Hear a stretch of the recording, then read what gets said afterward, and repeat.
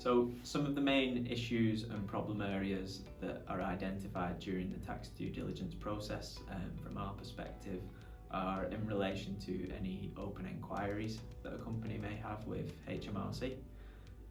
Where that's the case, the incoming purchasers will often want to see supporting evidence of the position that the company's taken in relation to the HMRC check or inquiry. They'll also want to see the correspondence that the entity they're looking to purchase has had with HMRC to justify the position and assess the risk involved.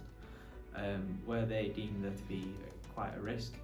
they'll often seek to potentially withhold funds until after the transaction and the inquiry has been concluded, or they'll look to place warranties and indemnities in the legal documentation prior to the transaction. During tax due diligence, one of the hot areas at the minute due to increased HMRC activity is in relation to research and development tax relief claims. Where a claim has been made by a company, you usually want to see that there's a supporting R&D report to justify the projects undertaken and the costs incurred on the specific projects that the company feels are qualifying for R&D purposes. You ideally want to see that the report has been verified or prepared by a member of the ICAEW or a relevant tax body. And also you want to see that they have taken into account the subcontracted expenditure rules and whether the project has been contracted to a small or medium entity.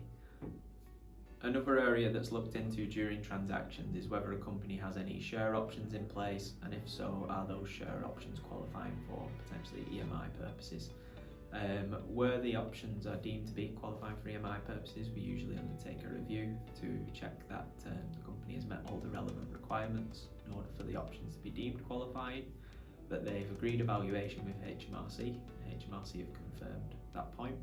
that the options have been granted within the time limit on HMRC's valuation letter, and that notification has been made to HMRC of the grant of EMI options within HMRC's time limit as well. And finally, one of the key areas during tax due diligence that